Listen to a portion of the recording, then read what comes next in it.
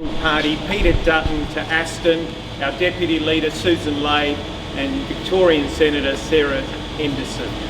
We're here at New Touch Industries in the heart of Bayswater, a magnificent manufacturing business. This business relies on, well, needs cheap energy. Its energy costs have gone through the roof. So we need a Prime Minister, and that is Peter Dutton, who has a plan for cheaper energy. He's got a gas reservation policy which is going to deliver cheaper energy for Victorian families and for Australia at large. I'd now like to hand over to our Deputy Leader, Susan Lade.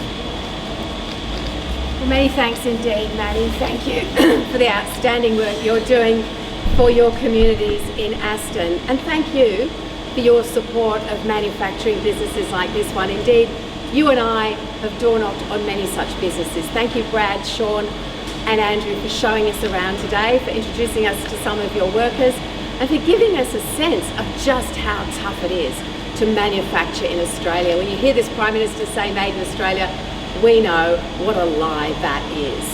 Because in order to be able to conduct effective, efficient, amazing Australian businesses like this, we need to have energy that's affordable. Businesses like this don't have access to that right now, particularly in the state of Victoria, which used to be a great manufacturing state. This Labor government's energy policy is killing the economy, and it's clear every time we talk to manufacturers.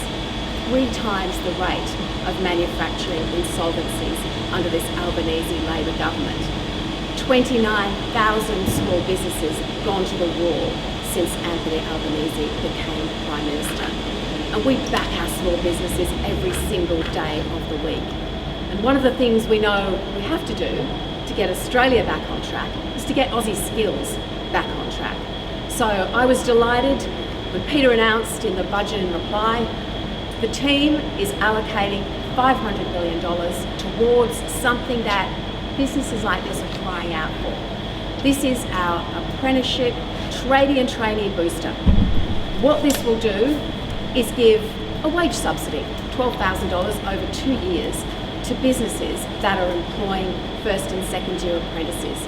Because we know that those first 2 years are tough. There's a lot of training and the apprentices need mentoring and they're starting out in a career. So it's really important that businesses get support. Because if you don't have strong businesses, you don't have tradies, you don't have training. And that's what we want to see more of in this country. And that's what we've seen less of under Anthony Albanese.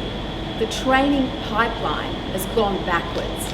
Now our announcement will deliver 40,000 more starts in apprenticeships and traineeships in critical areas over 3 years. That's 120,000 more starts. And it will lift the train number of tradies and trainees up to 400,000, which is where it was when we left office. So we've seen a collapse in the trades and training under Anthony Albanese. We've seen disaster after disaster for our small manufacturers and our wonderful local businesses.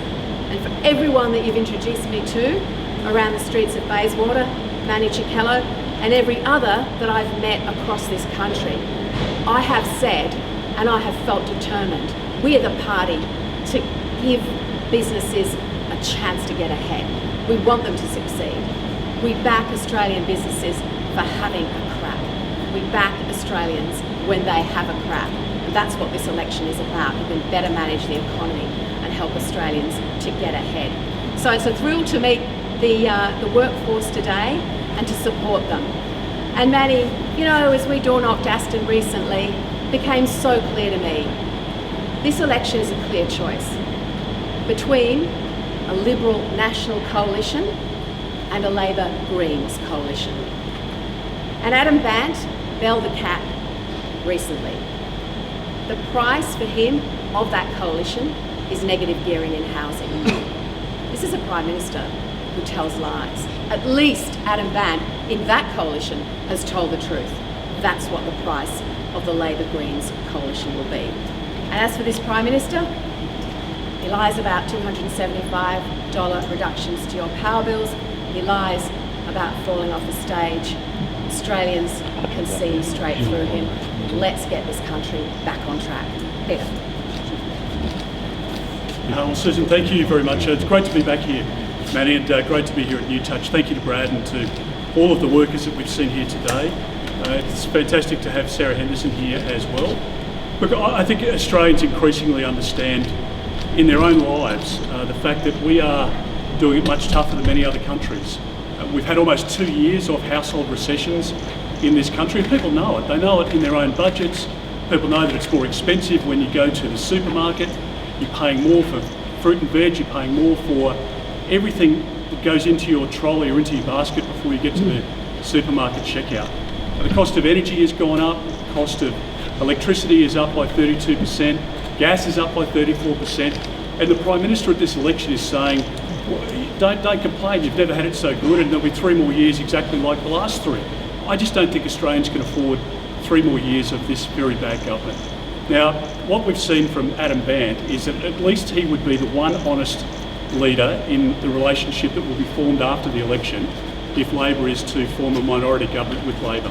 At least Adam Bandt has been truthful with the Australian people in what he wants and what he'll be asking for. And of course, there's a lot of sympathy in the Labor Party to abolish negative gearing, but what would that mean? It would mean higher rents, and rents are already up by 18%.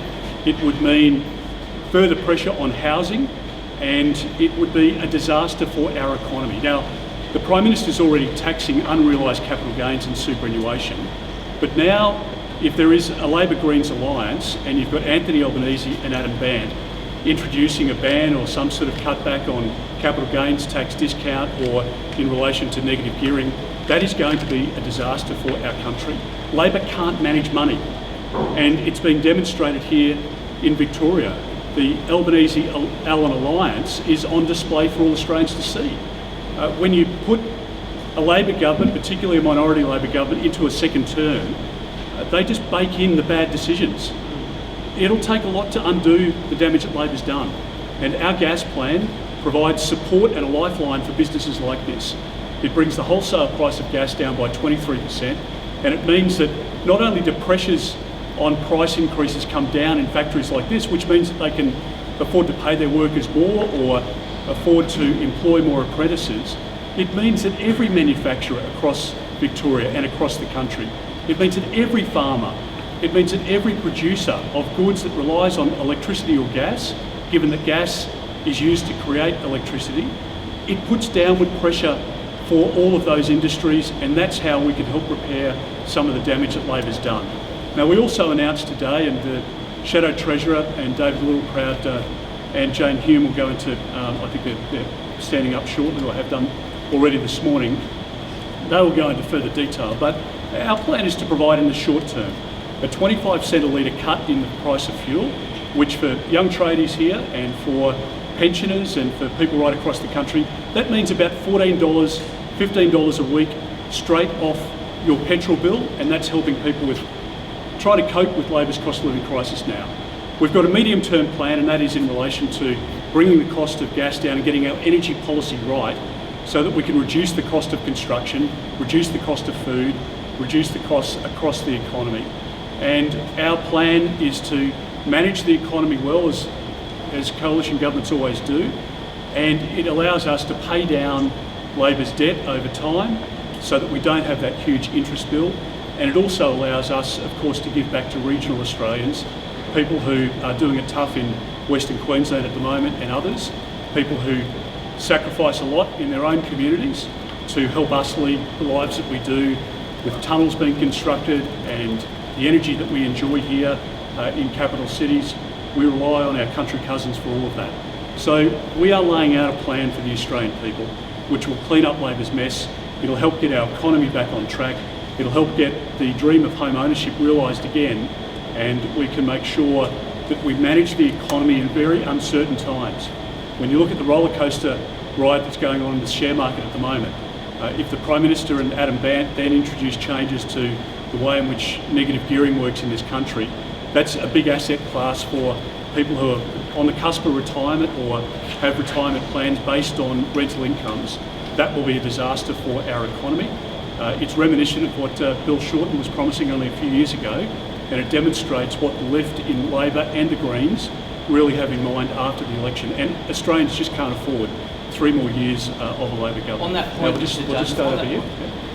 Mr. Dutton, a family court judge has ruled that one of the country's top child gender medicine experts misled his court, and that a large gender clinic failed to give a 12-year-old a formal diagnosis until court proceedings began, despite treating them since they were 6. Does this concern you? And would a Dutton government consider a pause on these kinds of treatments while the review is underway? Well, look, I've only read the report in the Australian today, and I'll have a look at the judgment, get some advice in relation to it. So I really don't have any further detail on what's publicly known. Mr. Dutton, But do you support a pause Well, though? I'll wait and have a look at the judgment. Mr. Dutton, on the economy, Yep. big business is reacting to your pledge yesterday to cut net migration by 100,000, saying it would impact the economy, make skill shortages worse. At this time, is advocating for that position really an example of responsible economic management? And can you confirm what visa categories would be impacted? Would it be working holiday visas, seasonal workers, the types that benefit regional Australia? Well, a couple of points. I mean, I want to be the Prime Minister for home ownership, and I want to be the Prime Minister for home accessibility and realising the great Australian dream of home ownership again. Australians have given up hope on owning a home under this government, and no wonder, because the Prime Minister's brought in 1 million people over 2 years, which is a 70% increase, 70% higher than any 2-year period in our country's history. The government will bring in about 2 million people over 5 years, a population bigger than Adelaide, and they've taken money out of infrastructure. So of course there's going to be a housing crisis when you put Labor in charge, and that's what they do. So our plan is to cut migration, and we've been very clear and upfront about it, because I want to get Aussies into homes. How do you weigh up the economic And impact? I want to make sure that we can do the right thing by young Australians and get them into homes. And it's no sense having rents increased by 18% and people not being able to find homes. One of the great reasons that migrants come to our great country, and we're lucky that we have a rich migrant heritage and past that we should celebrate more than we do. But of course, those people want homes for themselves and their kids, and people who have been here for a generation want their teenage kids to be able to purchase a home. And the way in which Labor has mismanaged the economy means that they've really created a housing crisis as well as an economic and energy crisis. Our job is to clean that up, and we are going to cut migration numbers so that we can increase home ownership in this country. We do it for a 2-year period, and then we bring back the numbers, but it allows us to create about 100,000 homes, or to free up 100,000 homes, in addition to the $5 billion plan that we've outlined, which will create about 500,000 homes.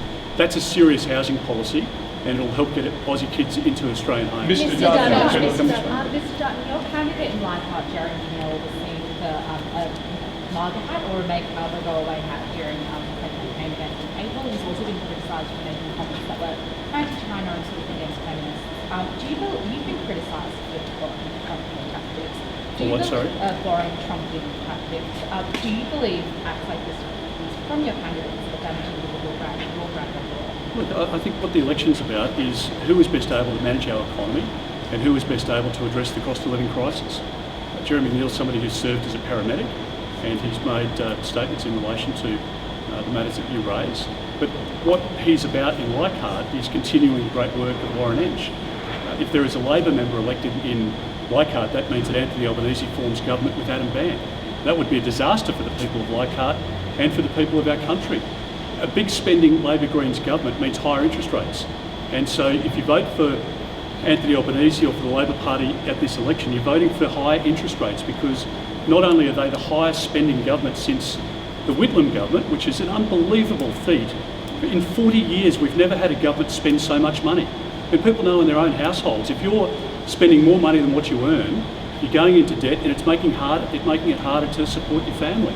And it's the same at a federal level as well. Mr. Dutton, the gas industry is saying the pipelines are full. How do you get the gas from Queensland south to Victoria? Well, we want to see more gas coming into the system, and we do that by increasing the supply here domestically.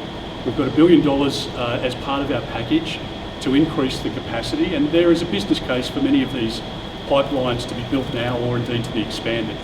And if we can carry greater capacity, we can get the gas to market. There are also storage issues which you're seeing here in Victoria at the moment. I mean, what Labor's done here in Victoria with Jacinta Allen and Anthony Albanese is they've created a gas crisis. Now, Victorians, as we know, are the biggest users of gas in the country because many people have heating systems in their own homes, and obviously there's a vibrant manufacturing industry in this state, or there was before the Labor Party wrecked it. And I want to rebuild manufacturing here in Victoria. I want to grow jobs in factories like this. I want stability in the workforce here. I want these workers to know that there's work coming and that there are orders being made so that they can make investments about buying a rental property themselves, or making sure that they can send their kids to a better school than their parents were able to afford to send them to.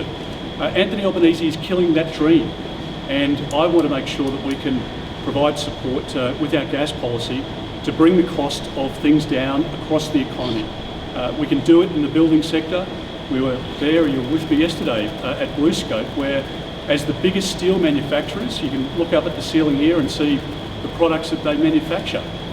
They say that they're paying 3 times the cost of electricity and gas in our country compared to their same factory in the United States. That's one of the reasons, because of Mr Albanese's renewables only policy, that construction costs are so high.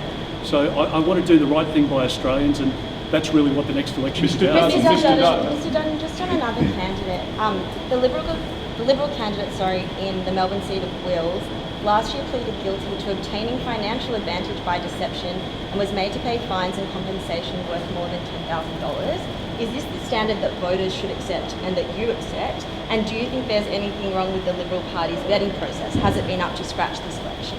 Well, I think if you have a look at the standard of candidates that we've selected across the board, I think we've selected some amazing people. Manny Cicello is somebody who has been a teacher for 25 years, providing support to young Victorians as they grow, and I want to make sure that we can select good candidates so we can get rid of a bad government. That's a priority. But that example of obtaining You financial... have a candidate who has pled guilty to obtaining advantage by deception.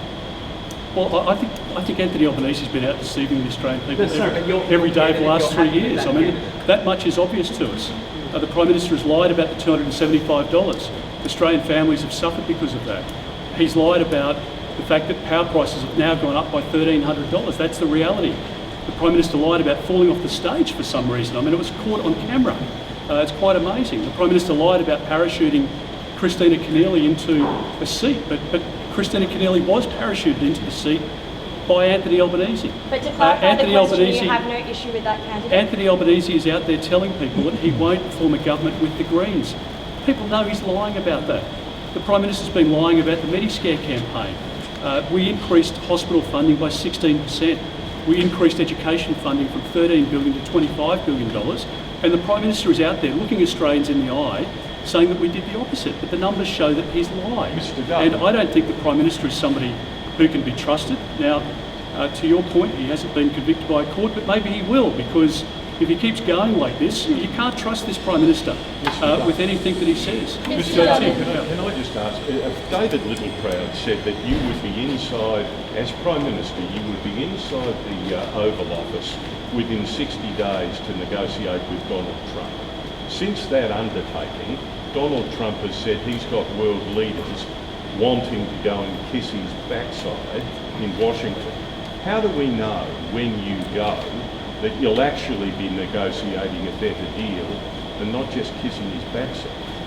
Tim, my job as Prime Minister will be to stand up for our country, and I demonstrated it as Defence Minister, as Home Affairs Minister, as Immigration Minister.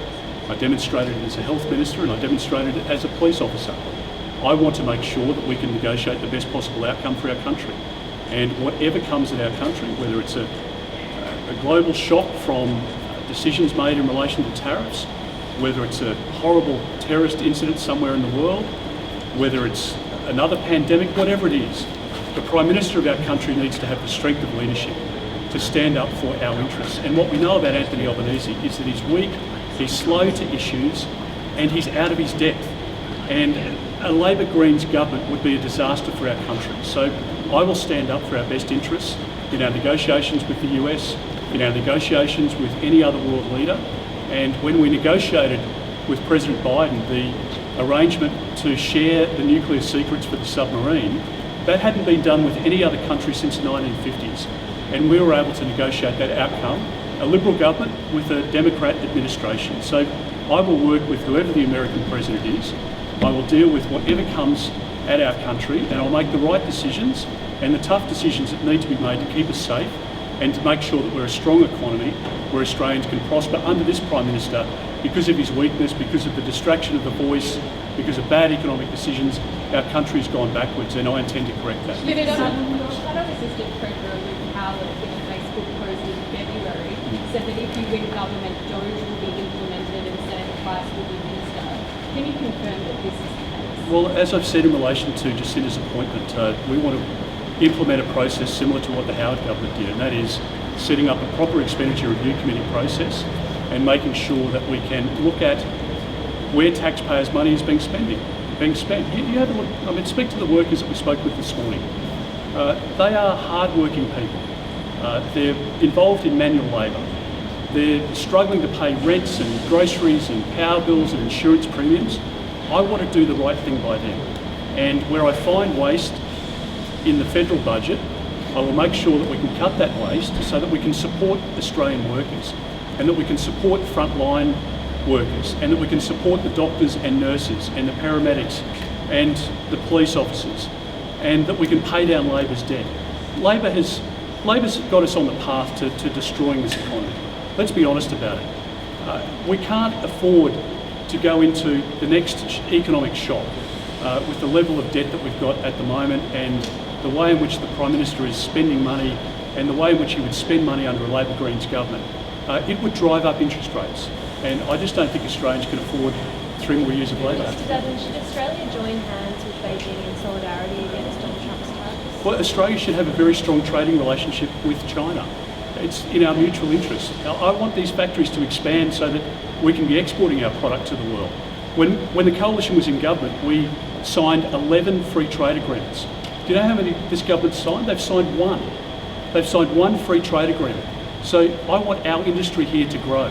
And as Susan rightly pointed out before, and she's done a fantastic job with the apprentices and trainee program, but we're not going to employ more apprentices in this country if Labor's closing manufacturing down. And our gas policy, our economic policies are all designed to create employment, to create economic activity, so that we can afford to invest in the systems that keep us safe. In our defence sector, we need to invest more so that we can protect ourselves in a very uncertain century. We need to make sure that we can lower Labor's taxes and clean up their cost of living crisis so that we can get our country back on track. Peter Dutton, do you worry the chaos coming out of the Trump administration is only strengthening the hand of Beijing? Andrew, what I think Australians worry about is the Prime Minister up to the task of dealing with this issue and many others that will eventuate over the coming years. But nobody can predict what's going to happen over the next 3 years, let alone the next 30 years. But what I do know is that we need to prepare our economy and our budget needs to be in good shape to prepare ourselves for whatever comes our way. We need to make sure that we have strong defences, because if we're weak as a nation, we become more vulnerable, and that's the situation under Labor at the moment, because they've ripped $80 billion out of defence. So whatever comes out of the tariff discussion at the moment, whatever the next decision is, whatever we see coming out of Europe or the Middle East, I want to be leading a government with a strong united team, and you see some of my members behind me, people with experience, people who have the ability to make the decisions and to implement our policies so that we can help Australians, not hurt them. And over the last 3 years, our country's gone backwards under Anthony Albanese, and I want to be the Prime Minister who can provide support to millions of Australians to help their lives improve, and I don't believe that Australia can afford 3 more years of an Albanese government. You've given yourself 5 years to achieve $7 billion in savings by cutting 41,000 public servants, according to unreleased secret modelling by video. Where will you find the savings immediately to match Labor's $8 billion Medicare health fund or the announcement? And why won't you just release the costings if you've already had it for a few months? Well, as you know, the government hasn't released their costings yet in relation to their promises on the campaign, and the parties released their costings in accordance with the rules, and we'll do that, and we've said that. And we've had ongoing discussions with the Parliamentary Budget Office because we are responsible economic managers, and we've looked at the cost impact, we've looked at whether you lock in a recurrent or a structural spend within the budget, or whether you're better off to provide interim support. That's exactly what we do through our 25 cent a litre cut to fuel. I mean, you talk to the young apprentices here and to all the workers here and across the country. Would you like 25 cents a litre off petrol now so that you can have some support for the extra money that you're paying at the supermarket because of Mr Albanese's policies? Food's up by 30%. Or do you want 70 cents a day as a tax cut in 15 months' time? I know what Australians want to do. And as I said before, workers here are paying tax. They'd much prefer to keep that money in their own pocket, but they pay the tax because they have to, and they want to know that the federal government is spending it wisely. Australia has per capita one of the highest numbers of public servants in the world, okay? And we need to make sure that we've got an efficient public service, which we'll do, and we'll make sure that that's the case. Do you have a plan for where those jobs will come from, though? Can I firstly ask how your father's doing and how your trip to see him was? And then secondly, you're expected to speak at the West Australian Leadership Matters tomorrow morning, yet your policy offering seems to be lacklustre for WA. The gas reservation policy obviously doesn't directly impact Western Australia. So what do you have to offer the state? Well, a couple of things. Firstly, thank you in relation to Dad, and I saw him this morning, and he's in good spirits and well, and hopefully he's able to go back home, at some stage soon, and he's waiting on some further results. But he's good, so thank you very much for that. And again, thank you to lots of people who have sent really nice messages, and I truly appreciate it. In relation to WA, what we've said is we want to halve the time of approvals for new mining projects. That's the lifeblood of the WA economy. So there's a sliding doors moment for WA. If you're working on a project at the moment that might come to an end in 6 months or 12 months or 2 years' time, I want to make sure there's a project for you to swing onto. Under Labor and Anthony Albanese and Chris Bowen and Tanya Plibersek and Adam Band, they are going to stop those mining projects from proceeding. So we are going to make WA boom, and we are going to grow the economy, because if WA doesn't boom, if the economy's not at its best, then we don't pay for tunnels here in Victoria, we don't pay for schools, we don't pay for our transport system or the things that we expect in capital cities. And the Western Australian economy is under a lot of threat from a Labor Greens government. And I would be very surprised at this election if West Australians are going to support an Albanese-backed government which will see the environmental activists funded again to try and stop projects, even that have already been approved. You have a look at what Tanya Plibersek's done in delaying the North West Shelf approval. It took 6 years for that approval from the Cook government, from the Labor government. And Tanya Plibersek is refusing to give consent to that project. Why would she delay it until after the election if it was good news for WA? She's doing that because she wants to win votes in inner city Sydney and Melbourne. And so the Labor Party has made a deliberate decision to try and find policies which make them popular with the Greens, but which hang WA out to dry. And I want to be the Prime Minister who can provide significant support to WA, because it's an economic powerhouse, and I think there is a lot that we can do for WA, and we'll have more to say about that on Friday as well. I'm looking forward to being there. Andrew? In terms of China and the US, the current trade tensions, how much do you think that will be limited to just trade? How scared should we be that it perhaps expands beyond trade to cover things like perhaps military issues? And for you, what's more important, preserving Australia's military security relationship with the US or the economic relationship with China? Well, Andrew, firstly, I mean, it's a dangerous environment at the moment for a treasurer with a glass jaw. And you don't want to be a treasurer with a glass jaw out in these sort of choppy winds and choppy waters. I mean, this is a tough time for somebody with a glass jaw and a big ego that got done over last night by Angus Taylor. So I just express some words of concern for the Treasurer, because I think he is panicking at the moment. He's talking about interest rate cuts because there's an election around the corner. Maybe there's a recession on his watch. He's not sure. He doesn't know how to respond. And I think he got done over last night by Angus Taylor, who has demonstrated his great economic capacity, and I think he did a great job. So, secondly, we can have a strong trading relationship with China, and that's in our economic best interests. And I've always been very strongly supportive of enhancing and advancing that trading relationship, and I was part of a government that negotiated a free trade agreement with China. It's good for Australian jobs and for our industry, and we should be doing everything we can to provide encouragement to expand that relationship. But at the same time, we can have a rock-solid relationship with the United States when it comes to our security pacts in relation to ANZUS, in relation to AUKUS. We live in the most precarious period since the Second World War. That's a direct quote from the Prime Minister. If that's the case, we need to invest into defence. You can't be a serious contender for the Prime Ministership of our country if you're ripping $80 billion out of defence. And you can't be a serious contender for the Prime Ministership saying that you want to keep us safe as a country if you're not investing into defence. So whatever is going to happen over the course of the next century, we need to be in a strong position. Bullies don't respect weakness, and Anthony Albanese is a weak leader. When it comes to economic management, when it comes to national security, he's demonstrated that time and again, and Australians are paying the price for it. I want to make sure that our country can be strong, that we can have strong strategic alliances, both in an economic sense and in a national security sense, and that's how the coalition will govern if we're given the great opportunity of leading the country after the next election. Mr. Dutton, just on your gas plan, what is behind your confidence that companies like this Metalworks will get a reduction on their gas and electricity bills by the end of this calendar year, when Frontier Economics says in your modelling there will be a lag because of the way that retail prices are contracted, and your own energy spokesman says it'll take 12 months to hit bills? Claire, we're not mucking around here, okay? I'm not saying that we're going out with a white paper to inform a further process that will then set a committee up to look at the different options, and in 2 years' time we'll come back with an option.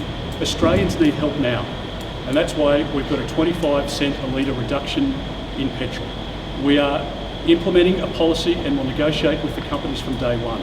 And my message to those gas companies is that we are not mucking around. We are going to get more supply into the system, and we are going to do it in very short order. Now, we can do that in good faith negotiations. We are going to bring more gas into the system, not just domestically, but also to allow us to extend the foundation contracts, which is exactly what those companies want. Labor is not giving that to them. Now, Frontier Economics and others don't model that, which you wouldn't expect them to, because it's behavioural change from the companies, but it is going to happen. And I modelled the gas coming into the system. That's not I'm not Claire, when you hear BlueScope and others saying that this is a game changer for them, this is about reducing the cost of gas, and it's going to have an impact across the economy, as our slashing of petrol prices will as well. It will impact. I mean, people think about their gas bottle at home or their gas cooktop. That's fine, those prices come down as well, but the real impact will be when a manufacturing business or a farmer who is relying on fertiliser to produce a crop. There is a lot of energy used to produce fertiliser. That cost comes down, and that will feed into food prices, it'll feed into the cost of electricity, and that will feed into a reduction in the cost of transport. And that's why our policy provides a fundamental rewrite of the way in which Labor's bad policy is a wet blanket over the economy at the moment. If you're asking, why on earth am I paying 30% more for groceries? Why is the cost of bananas gone up? Why is the cost of fruit more generally gone up? Why is the cost of canned product gone up? We're in Victoria talking to strawberry farmers, bottling jam. The cost of bottles has gone up because there's a lot of gas and electricity used in that process. The consumers are paying that cost. And I want to make sure that we can reduce that cost pressure, which will help families across the economy. Mr Albanese is promising that if you vote for him and Adam Bandt at this election, the cost of electricity will go up, the cost of gas will go up, and the cost of everything will just continue to rise, and Australians can't afford that. Just on your answer to Andrew's question, Mr Dutton, you say it's essential for an Australian leader to stand up to bullies when you're talking about China. So Xi Jinping is a bully. What level of threat, security threat, do you say China poses Australia today?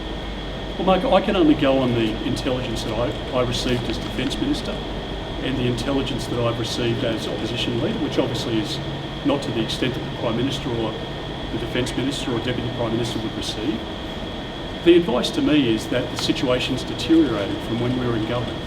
And I have to say that one of the most confronting things that I saw, or that I experienced in my almost 25 years in Parliament, was the security briefings that I received as Defence Minister and as a member of the National Security Committee for about 6 years. And the Prime Minister has said similar words. In fact, I think Richard Marles, the Defence Minister, has said the most confronting thing he received, or that he's experienced in his time in Parliament, was the security briefings about where we are in the world at the moment. And I just think we need to be realistic that it is an uncertain time. Now, the best chance we've got of preserving peace and stability in our region and in our time is to be in a position of strength, not weakness. And we don't achieve a position of strength if we rip $80 billion out of defence, and that's what Labor's done. So we need to properly invest into our defences. We have the best military in the world.